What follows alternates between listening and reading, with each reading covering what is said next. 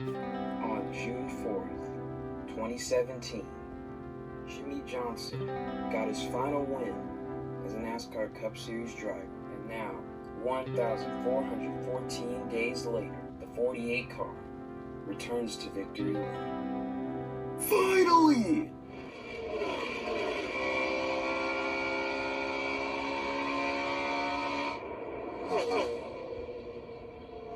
Hey guys, NASCAR Mobile 48 back again, and welcome back to another episode of NRR. And in today's video, we're going to be reviewing the 2021 Toyota Owners 400 from Richmond Raceway.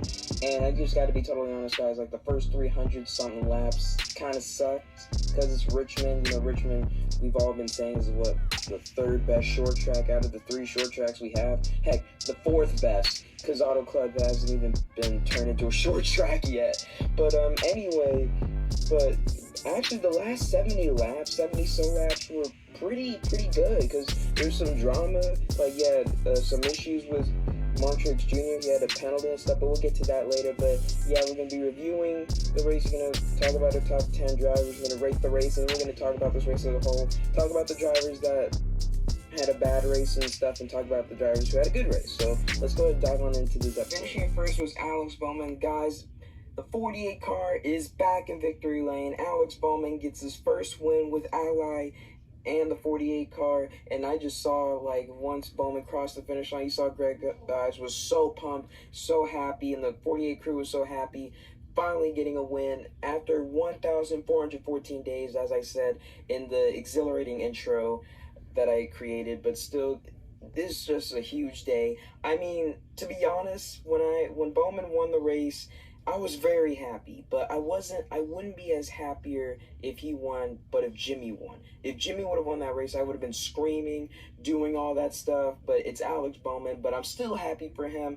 They really deserved it after having a penalty on pit road, and then they were able to come back from that, take the lead away from Hamlin with 10 to go, and it was just a huge comeback for them, and also a huge comeback from all the bad luck that they've been having so far in 2021. But they are now in the playoffs. They are currently 7th in the standings, so that's really great. And also, it happens, Bowman gets his first win in the 48 car when Jimmie Johnson's debut at IndyCar. I watched both of the races. I had the IndyCar race on my computer and the Cup race on my TV. Jimmie Johnson got 19th out of 24 drivers. He finished 3 laps down. I was kind of expecting that because, Jimmie needs to get used to this stuff. But this was just a huge day in general, seeing Jimmie in an IndyCar for the first time, and now seeing Bowman getting his first one with Ally. Ally really deserved it, going all in on Alex Bowman and Jimmie Johnson in the past couple years. So yeah, huge win for Alex Bowman, and hopefully we can see some more in the future. But yeah, congrats to Bowman, Greg Ives, Hendrick Motorsports, because Hendrick Motorsports, they're starting to look like their old selves, like the 2014 version. But right now, Chase Elliott, he doesn't have a win. Finishing second was Denny Hamlin. Denny Hamlin just having another heartbreaker and stuff. The last 3 races, he just looked like the car to beat. I mean, he had a great race at Bristol Dirt, and then, Joey Logano stole the win from him. Had a great race at Martinsville last week. Got the win got stolen from him from his own teammate, Marchant Jr., and now gets beaten by Alex Bowman. Do you see a pattern here? He gets beaten by a Ford at Bristol, gets beaten by a Toyota at Martinsville, and gets beaten by a Chevy today at Richmond. So that must suck, because Hamlin's good at short tracks and stuff, and he's a 3-time winner. But yeah, that really sucks for Denny Hamlin and stuff, especially heavy hearts coming in with the mass shooting at a FedEx facility, killing 8 victims in Indianapolis a few days ago. Really, that was really heavy hearts for Denny Hamlin and FedEx coming into this race, and they had FedEx Strong coming on in for this race. So I pray for those families of those 8 victims involved, and hope for the best for them in the next, for the rest of their lives, because that's something that you just cannot forget. But yeah, back to Denny Hamlin. He had a great race going, just heartbreaker once again for Denny Hamlin. It's not really Hamlin's fault. I mean, well, the Bristol one, that was his fault. And then the Martinsville one, what are you going to do? I mean, you're racing your teammate. You might as well go in hard because you want to win a championship, and your teammate has a championship.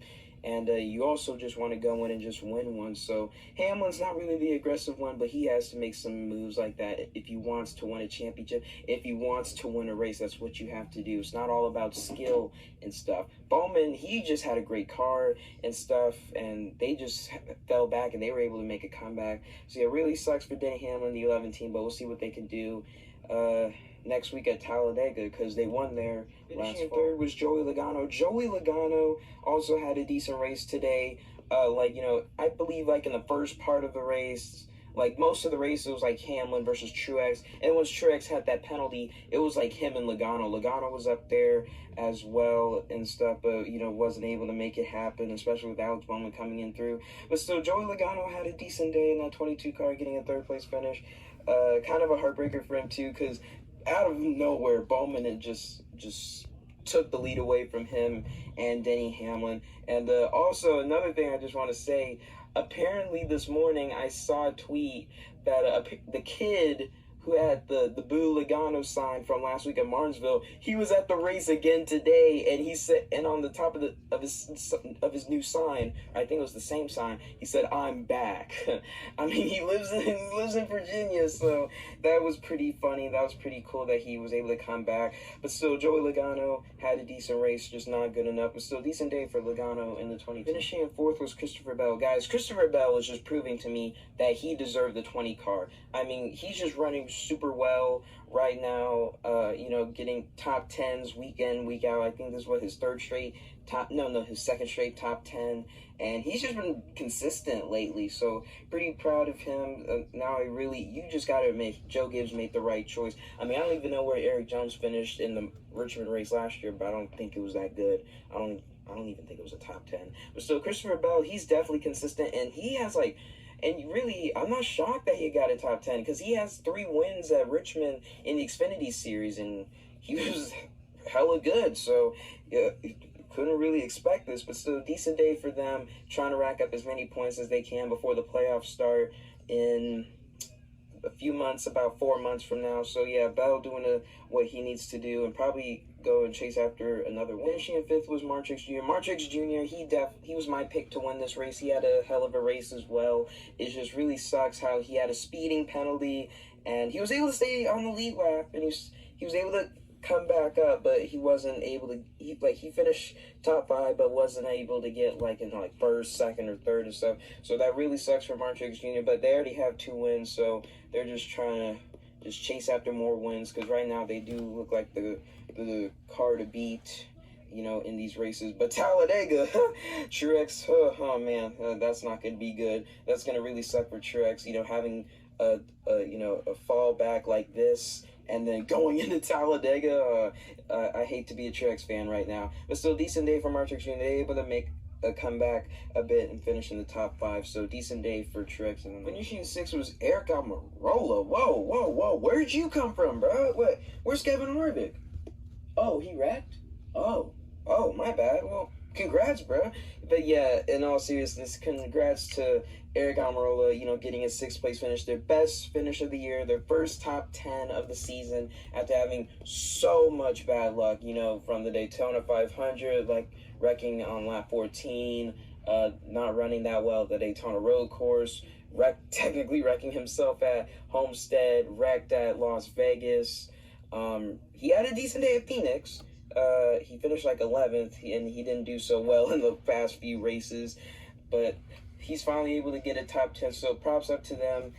Continue to fight back and get their best finish of the year. So hopefully this could be a turnaround for Erik Amarillo, because he's in my top 5 favorite drivers of all time. I don't know, I just like Erik Amarillo. I love his he's just a calm driver. He's just a nice guy. You just can't hate on Amarillo. You just have to feel bad for all the bad luck that they've been having recently. So good job for them getting a 6th place finish, and we'll see what they can do next week at Talladega. Finishing in 7th was William Byron. Guys, I am telling you, William Byron is the most consistent driver at Hendrick Motorsports. Probably the most consistent driver in the Cup Series. Well, no, I'd say Denny Hamlin. But at Hendrick Motorsports, or probably the most consistent Chevrolet. Because think of this. At the Daytona 500, Byron started second. He finished no, he didn't start second. He started at the back. He finished 26th because he was involved in that wreck on lap 14. And then at the Daytona road course, he finished 33rd. I don't know, he didn't have a good day. And then ever since he won at Homestead, where he started 31st, he finished first. Then he's had an 8th at Las Vegas, an 8th at Phoenix, an 8th at Atlanta, a 6th at Bristol Dirt, a 4th at Martinsville, and now a 7th at Richmond. So guys, William Byron and Rudy Figo are the this is probably the best season William Byron has ever had right now, because him and Rudy Figo are a great pair. This is what the like 9th straight top 10 finish that they've had so far. Or no, am I getting that right? No. This is probably the 7th. Yeah, the 7th. I don't know what's been going on, but William Byron and Rudy Figo, best pairing right now at Hendrick Motorsports. So great job for William Byron getting another top 10. And let's see if he can keep that streak. Finishing in 8th was Kyle Busch. Kyle Busch, he just, Richmond, he's really good there. But today he didn't have the best race. I mean, he wasn't running so good earlier in the race. He was like in the top 20 or something. But then late in the race, he was starting to make a comeback, getting a top 10. He ran 4th at 1 point. So Kyle Busch gets a top 10, getting 8th. That's decent. Right now, their season has been a bit up and down. I mean, they got a 10th at Martinsville, a 17th at Bristol Dirt. They just been having an up and down season all these years so far. So we'll see if Kyle Busch can turn it around. But I don't know. Kyle Busch is just not looking like himself. I don't even think the problem was Adam Stevens. I think it's just Kyle Busch in general. But we'll just have to see. But yeah, Kyle Busch gets 8th, and nothing else to say about him. And not only does Erik Amarillo get his first top 10 of the year, Matt DiBenedetto does. So finishing in 9th was Matt DiBenedetto. He gets 9th place, his best finish of the year. I mean, because, Daytona 33rd, the Daytona Road Course 37th, and what was the other race? Homestead at 28th. And then, starting in Las Vegas, he got 16th, his first top 20. Then his first top 15 was at Phoenix, got 11th, which was so far his best finish of the year at Atlanta. Then got a 13th and a 12th at Bristol Dirt and Martinsville. Now gets his first top 10 of the year, and so far his best finish of the year of the 9th place finish. So good job for them. They're starting to move up in the right direction. But are they at a winning pace? No. I mean, to be honest, for Matt DiBenedetto, if you're going to make the playoffs, buddy, if you want to get your first career win, it's going to have to be at a super speedway or at a road course if you're lucky. Well, no, you suck at them. Oh, all right. I'm not trying to be rude. I'm sorry, Matt DiBenedetto. But, or probably Bristol, or regular Bristol. Oh, wait, that's in the playoffs. I don't know what to say about Matt DiBenedetto, but right now they just got to keep this consistency up if there's not, more than 16 winners. Finally rounding out the top 10 and 10th is Austin Dillon, who's so far, right now the best RCR driver right now. I rank him about 12th or something. He's definitely a playoff contender. He just has to keep this consistency up. I mean, he gets a top 10, today. He was running really well at Martinsville last week. He should have gotten the top 10, but got 14th and stuff. And then I think his best finish was at the Daytona 500 when he got a 3rd. And then after that, he got a 6th at Atlanta. That's what I can remember.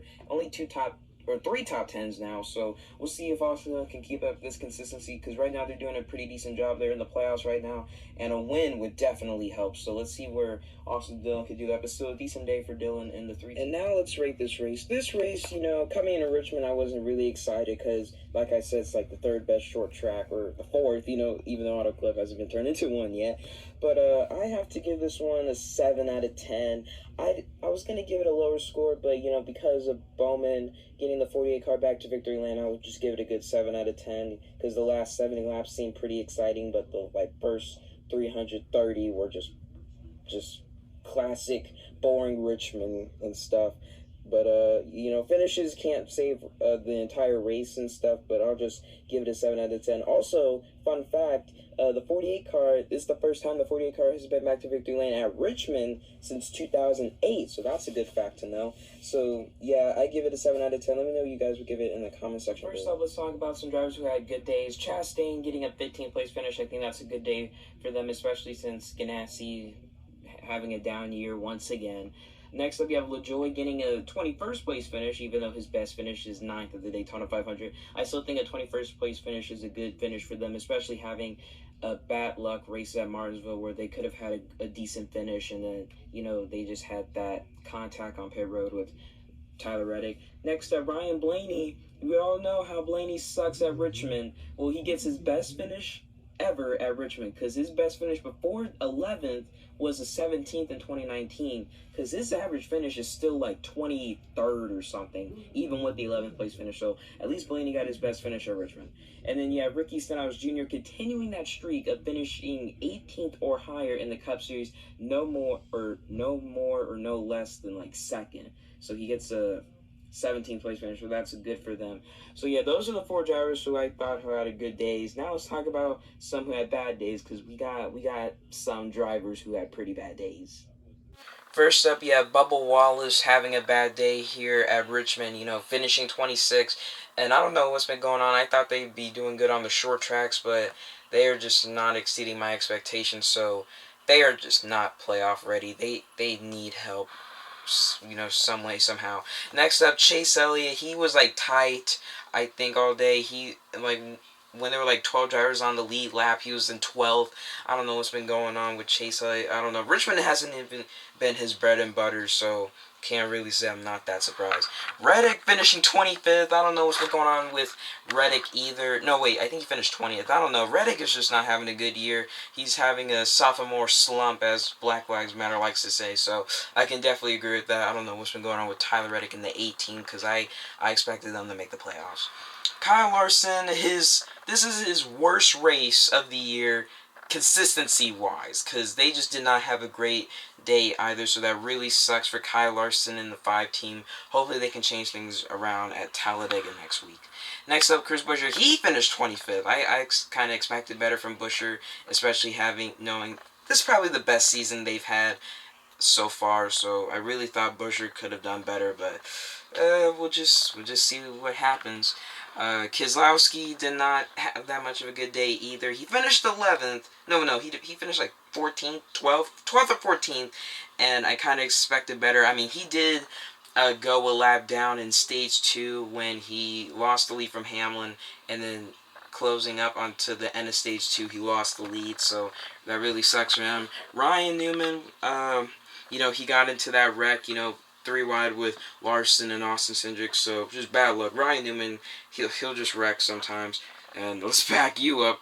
Kevin Harvick had a wreck. He wrecked and got a 20-something place finish. So that really sucked for Kevin Harvick.